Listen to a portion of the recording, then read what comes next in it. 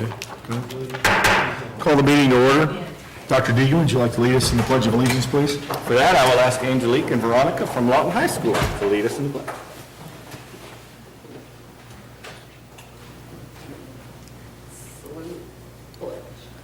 I pledge allegiance to the flag of the United States of America and to the republic for which it stands, one nation, under God, indivisible, with liberty and justice for all. Thank you, ladies. Thank you. Call the roll, please. Mr. Sharon. Here. Dr. Bridges. Here. Mr. Jester. Here. Ms. Clodfelter. Here. Ms. John. Colonel Curtis. This time we have a couple of special recognitions this evening. Yes, our first special guest, we have the Lawton High School Key Club. That's the Lime Out program, and I'll let them explain that to you. It's a youth homelessness outreach, and with Lawton High, of course, we've already met Angelique and Veronica, and we also have Miss Nahara, and I'm going to let them take over for a second.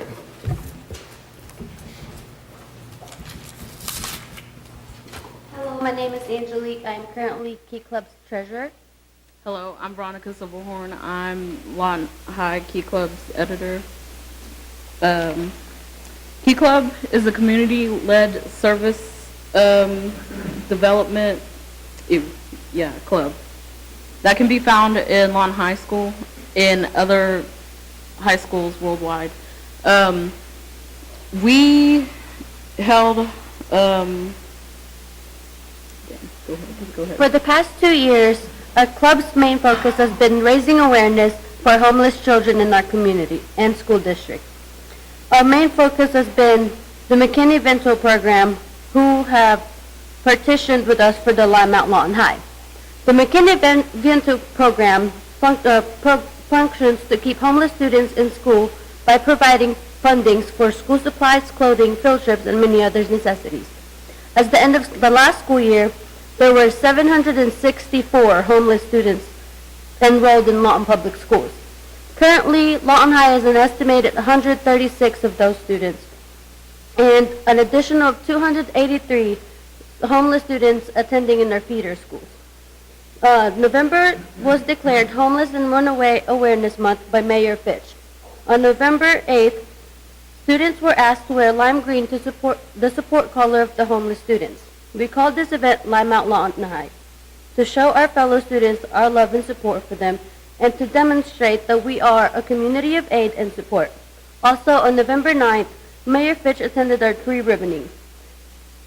Prior to that day, Key Club members decorated the school in lime green and ribbon trees, which include printed stats of the current standing of the homeless children and youth. Okay, moving on to our second half. This school year, we will be working on our 5K bubble run. It's called Strive for Shelter. We do this event to raise awareness for the homeless kids in our school district. And all of our proceeds that we do make go to McKinney-Vento.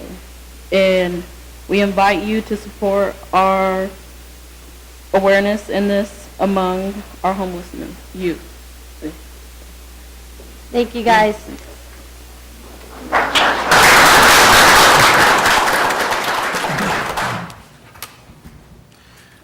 And of course, if you all are welcome to stay, but you're also, if you need to go, you're welcome to go at any time as well.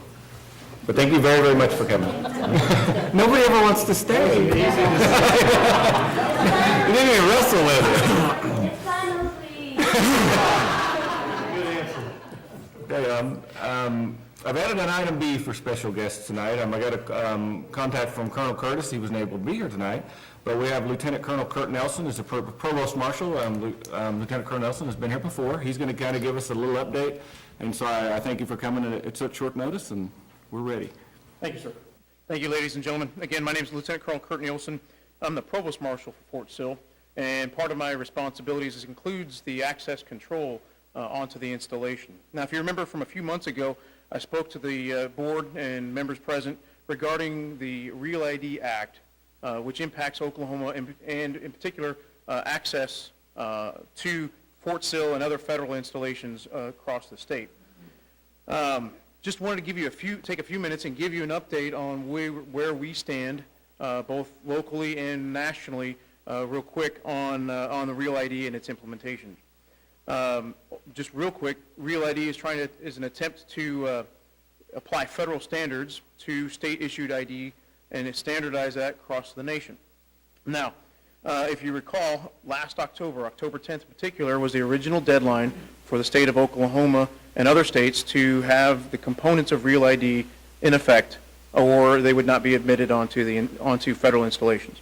Well, since that time, the suspense date has now been moved to 10 January, and actually subsequently now to 30 January.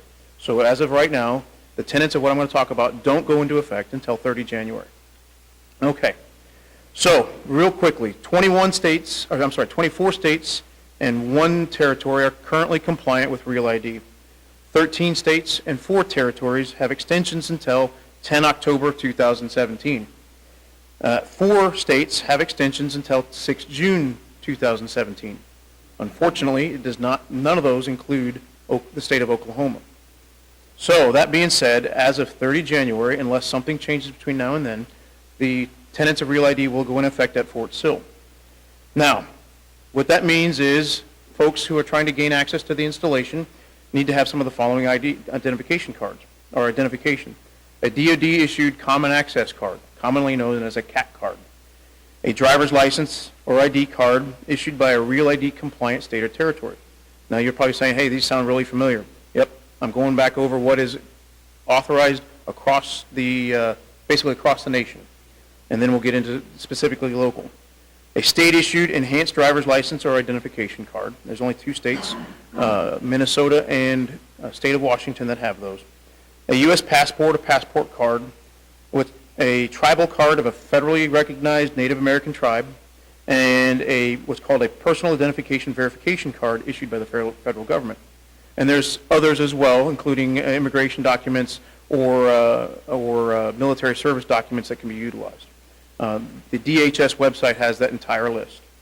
But we realized at Fort Sill that was those are pretty restrictive cards or documents that not everybody has. So we were allowed, through the tenets of Real ID, to locally approve some identification, either cards or documents that we can take in conjunction with, and I stress the in conjunction with, your non-compliant state ID, then you will be gained access. You can gain access. So an Oklahoma driver's license and the following will get you on Fort Sill: a birth certificate or record of live birth, a Social Security account number card, an ID card issued by or entity containing a photograph and a full name. A library, or university, or school identification card containing a photograph, full name, and an expiration date. A non-government photo identification with visitor's full name. And what I use, an example of that would be, for example, if the Goodyear plant has, or the school board district has a identification card that has the full name and photograph, you can go ahead and use that in conjunction with the state driver's license. A utility bill or other documentation showing the visitor's full name, address of principal place of residence. That should match what the driver's license has. A vehicle registration and proof of insurance with the visitor's name and address of the principal place of residence. And then finally, an Oklahoma Self-Defense Act license. Now, with those are locally approved, and so those apply to Fort Sill. The other installations across Oklahoma are doing things that are very similar, but if you have any business with them, you would check directly with them to ensure that what you have coincides with them. We are very close, but not identical with the other installations in Oklahoma.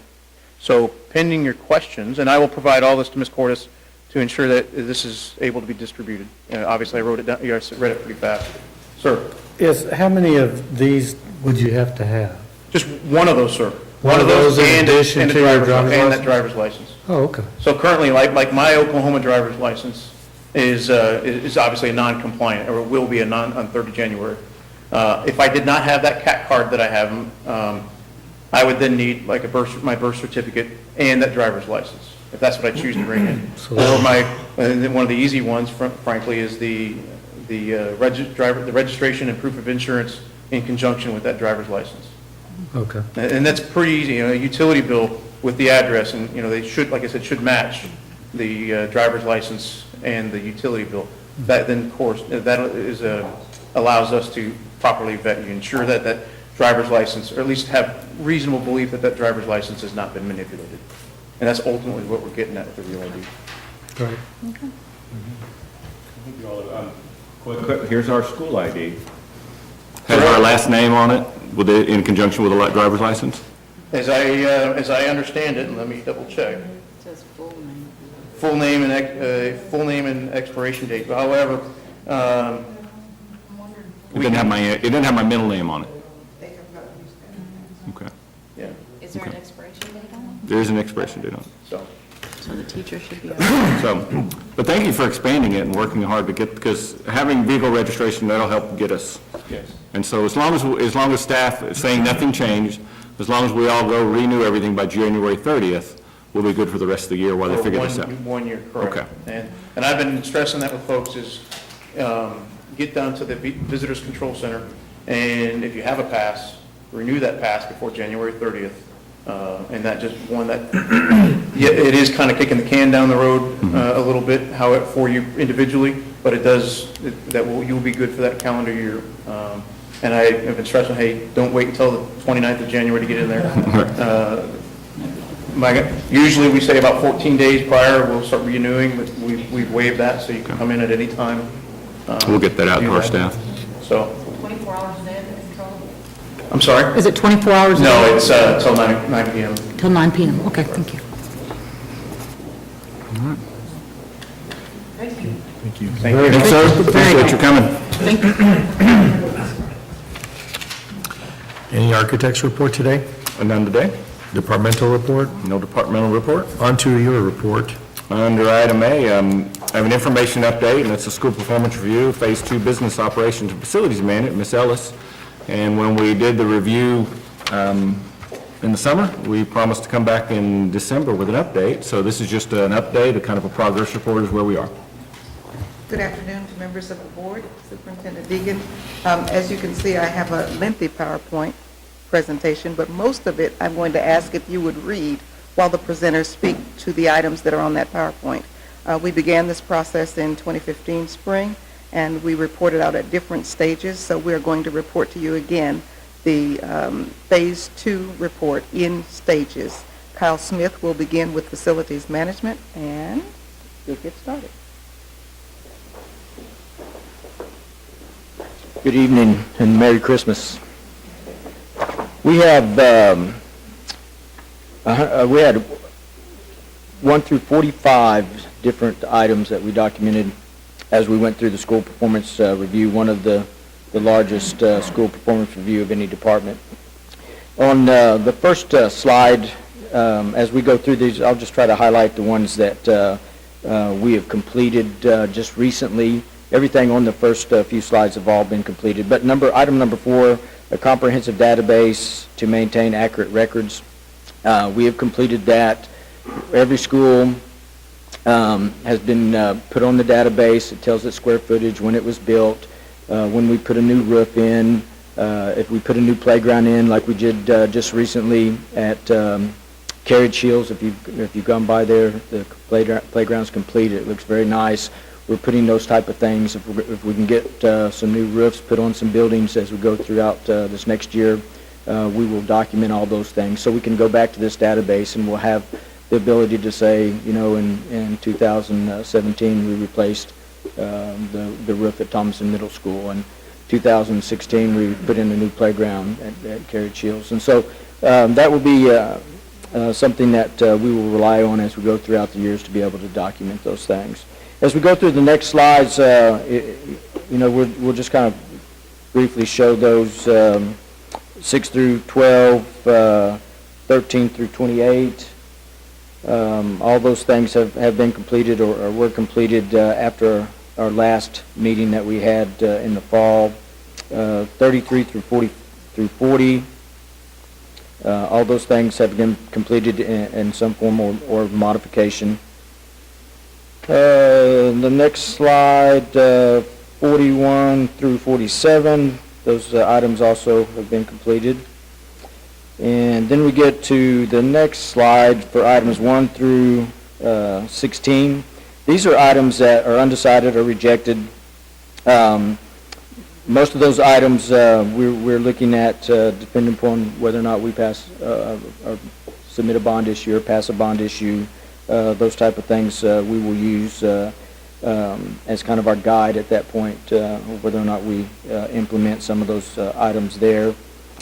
Items 17 through 37, pretty much the same thing. Those items right there, we've looked into. Dr. Diggins just recently asked us about doing a study that's been submitted to him this week on a maintenance warehouse, of whether or not we can do away with that. And so you may be hearing more about that in the next couple of weeks on that. And then the next, the last slide is items 8 through 35, and these are items that we're in the process of working through. One of the items that we know that we need to do is that if you've ever been down to our maintenance department and seen all of our building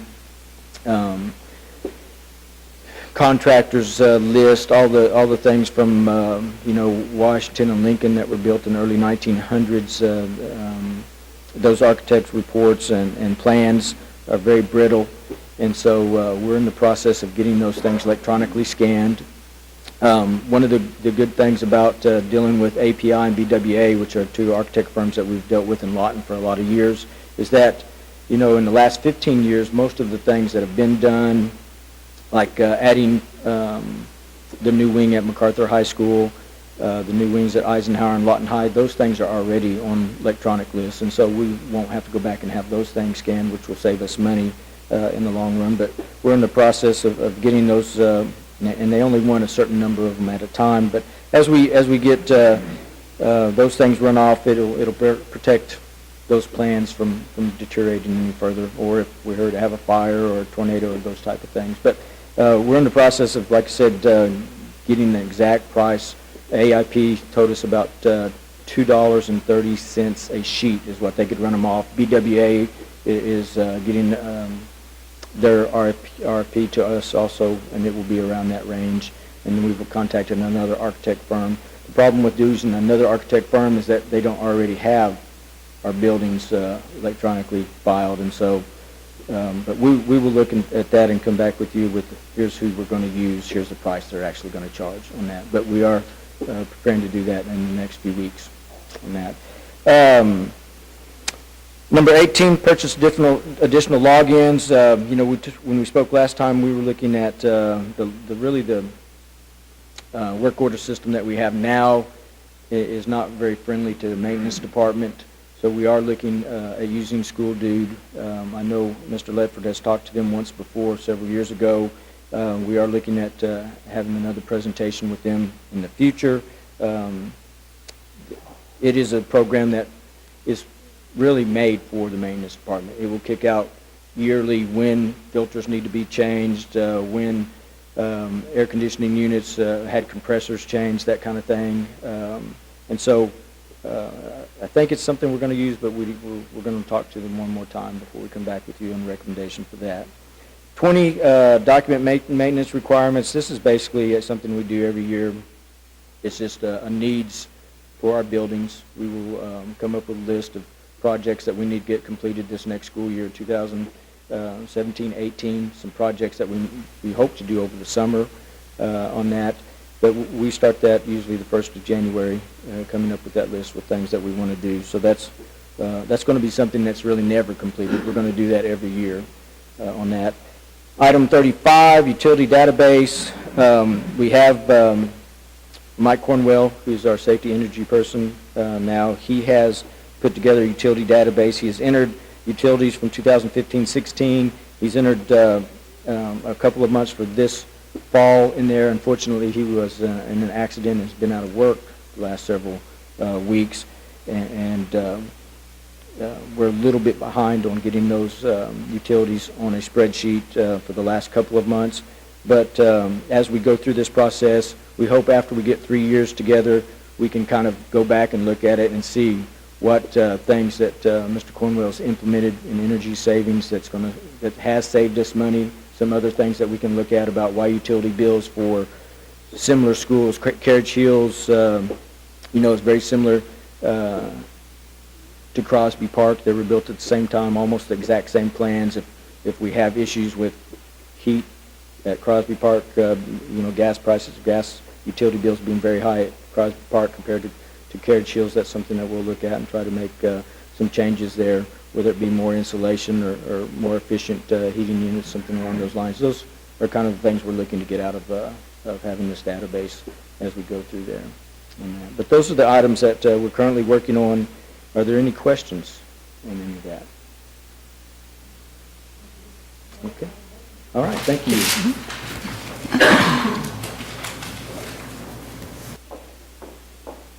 Evening. All right, I'll give an update on the next slide on the finance and business office portion of it. Is it on? Oh, okay, they can see it, I can't. Okay. All right, the first slide will just give you a brief update on the things that were already completed at the time. Obviously, the desk manuals and the cross-training, we showed where we had all that taken care of. Number 3 was to analyze how we were charging out the use of our buses, and we showed that we were doing that on a regular basis. We'd already done that. Provide monthly financial reports by different categories, and we did that even before we got the review in our hands. We changed how we are doing our board reports monthly. Number 5 was to improve information and training pertaining to the finance and budgeting process, and we did do some changing. We did some more on the front end before we actually put the budget together. We talked to each of the administrators in every department, asked what their needs were, and tried to work it from there. So we did make some changes on our process. Placed the budget on the website. I think we went even beyond that. We have 3 years of the budget, 3 years of the audit, 3 years of all the city sales tax. We've gone above and beyond, and I think I'm liking it. I really do, and I really think it's very good information for the public to be able to pull up readily, pretty easily. I like that. There's also links on there that they can see some of the things that we have to report to the State Department, our transparency things and that sort of thing. So they can click on those links and then also go to the State Department's link. Okay. Establish a budget process. I think that was kind of in conjunction with the other one, so we've already kind of talked about that one a little bit. Update the purchasing limits, and we did that. We changed that. I think that has really helped our process move along a little faster. Okay, the next slide. There were a couple of them we have now completed with a little bit of modifications. The one on the customer service surveys, we toyed with that one a little bit, wasn't really sure how we were going to pursue that one. Obviously, we didn't have enough data to whether you just sent out a blanket survey or something like that.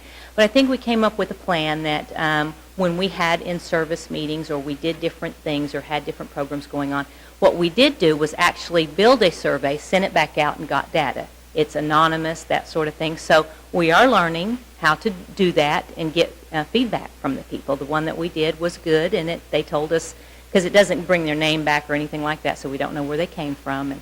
And so we're learning. So that's definitely a step in the right direction to be able to help in all areas, really, not just in one particular area. I think we'll use that as we move forward. So I'm pleased to tell you that we've tried that a little bit. Improve the invitation to the bid process to include adding the bids on the website, and we have done that, and we did say at that moment in time we would try that for about a year and see how it's working and see whether it's beneficial to us or not. But they are also on our website. The larger bids, not your everyday smaller bids, just mainly your larger bids, but we're going to try that. That's on there as a trial basis. And the last one, we only have one other thing that I would say is in progress would be the fixed asset manual. We don't actually have a physical manual. We have it all together. It's just not in a pretty format. but it is all done. It's there, has all the forms, that sort of thing. It's just not on the top of our priority list because it's not used every single solitary day. But it is together, we just don't have it pretty, like I said. And then the next slide, the undecided or rejected ones. It's kind of hard to say rejected or undecided on a couple of them.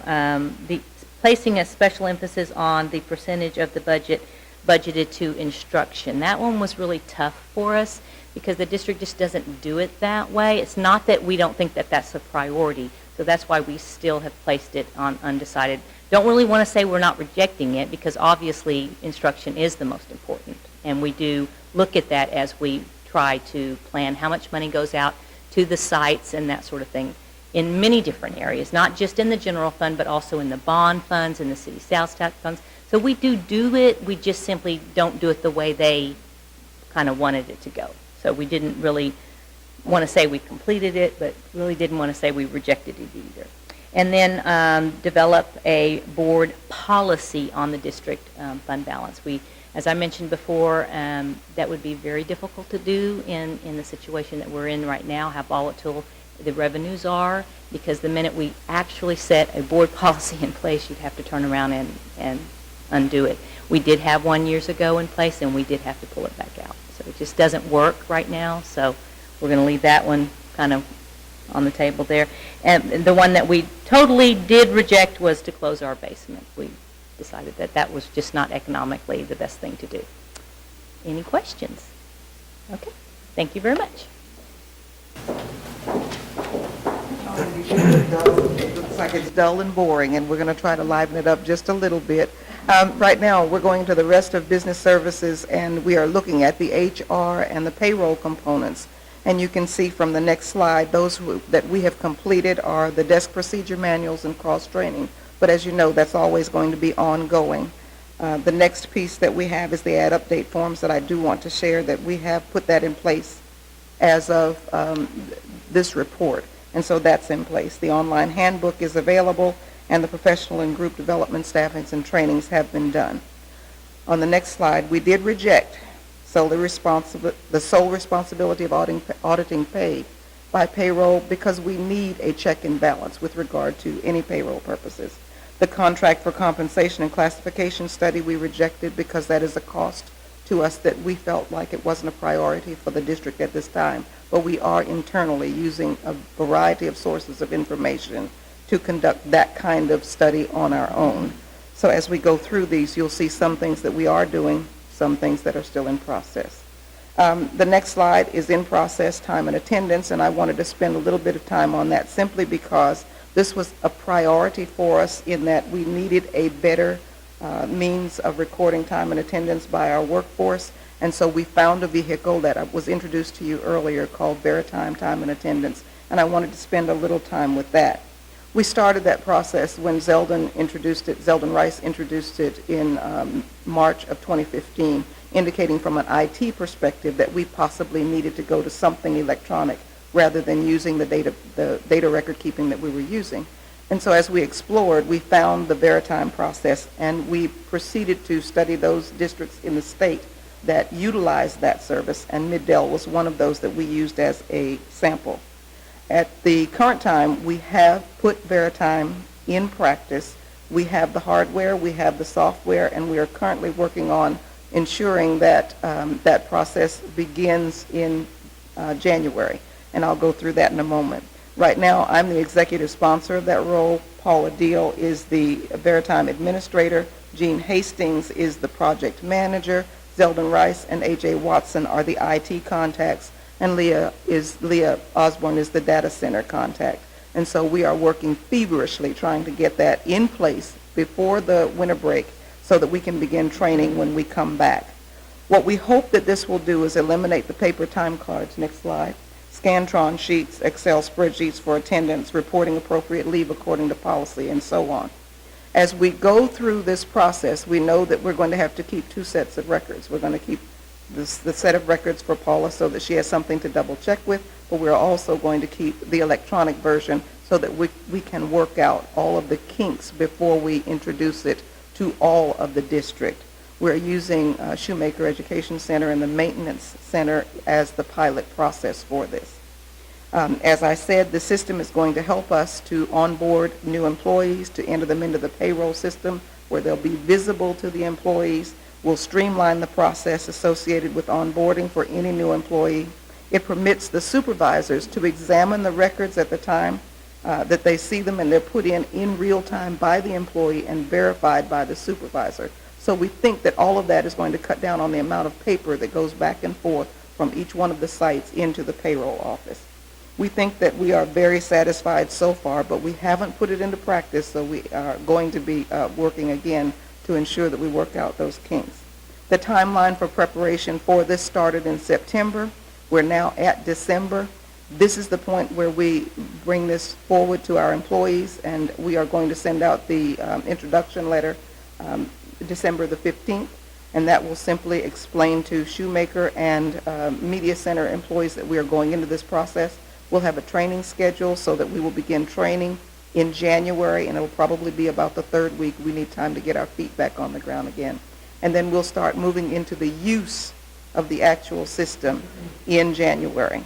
This will be a pilot, so we'll examine it from January until the February pay period, and then we'll examine it again after we've done one to make sure that we have everything worked out before we submit it anyplace else. Then it will go to transportation, hopefully in March, and then we'll move towards the remainder of the district by July 1. As we introduce the new project for time and attendance, we know that we're going to run into some kinks. So as we go through the process, we're asking everyone that has eyes on to please make sure that they are patient, not only patient with us, but to make sure that they have a contact person, and that contact person will be their supervisor. We think that this entire process will help not only the hiring process, but the employee data will be imported into our time and attendance system. It'll then be imported back into the payroll system when it's time for a pay period, taking care of all of the accounting practices that we currently do, most of them by hand. And then the payroll system will complete the accounting and bookkeeping recommendations. And each employee will be able to see that update and that change as it's actually submitted. That's completing that entire circle from onboarding to pay period to exiting the district.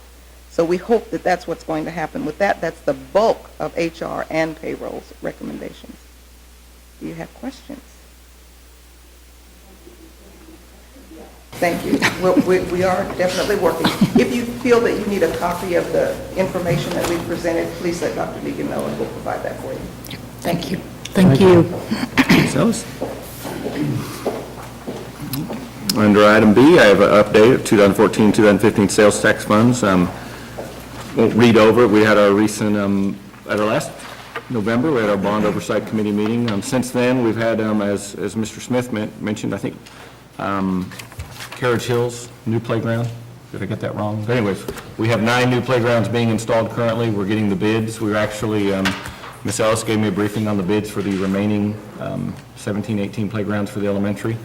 Moving ahead, Eisenhower High School is almost complete. We're ready to do the walkthrough any time now, and talked to Miss Oates about that the other day. She's getting her list ready to make sure everything's wrapped up, but other than that, any questions over item B? Okay, and then my updates, I just have 3 quick updates. One is PSO just recently gave us a $30,000 rebate for using our energy well. Got a giant check in the office. It's about 3-4 feet. I don't know what to do with it. They won't take it at the bank. But that's for energy savings for the year. That's a good thing. Every year they seem to give us a check, and we always welcome it. Want to give a shout out to MacArthur High School students. They served as the hostess and hostesses at the Live to Lead event, the Rotary. And since then, MacArthur High School has actually formed a Rotaract Club, which is a high school version of the Rotary Club. And so I understand one of those might be popping up at Eisenhower High School soon as well. The first 4 computer labs dedicated to creative learning things at Eisenhower High School was recently designated the Eisenhower High School Uniformed Service Memorial Laboratory. And I think I got a call from at least one board member of why there are a lot of emergency vehicles, et cetera. That was the safety personnel and people coming to participate in that dedication ceremony. So there wasn't an emergency, there's just a lot of good first responders and military coming to be at MacArthur High School, or Eisenhower High School. I don't want to get that wrong. Other than that, that's the only information I have, announcements. If the board didn't have any questions. Any questions? Does anybody need anything removed from the consent agenda? And I just want to mention, we do have an addendum for the purchase of 360 Google Chromebooks for $75,441.60. Okay, with that addendum and the consent agenda, do I have a motion? I move for approval. Second. Call the roll, please. Mr. Jester? Yes. Ms. Clodfelter? Yes. Dr. Bridges? Yes. Mr. Sherm? Yes. We have a proposed executive session this evening. Yes, I do recommend we do that. Vote to go into an executive session. I make a motion to go into executive session. Second. Call the roll, please. Dr. Bridges? Yes. Mr. Jester? Yes. Ms. Clodfelter? Yes. Mr. Sherm? Yes.